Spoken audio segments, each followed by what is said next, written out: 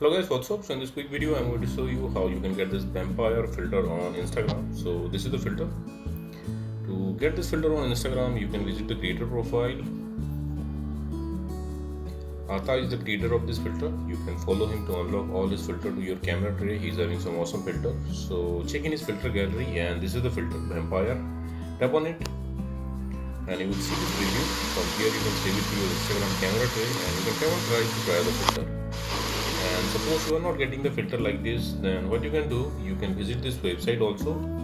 Link to this website I'll give in the description box below. Here in this website you will see link to the filter.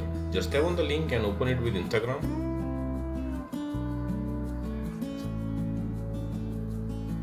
Okay, and likewise also you can get this filter on Instagram. So thanks for watching the video guys. See you in the next video.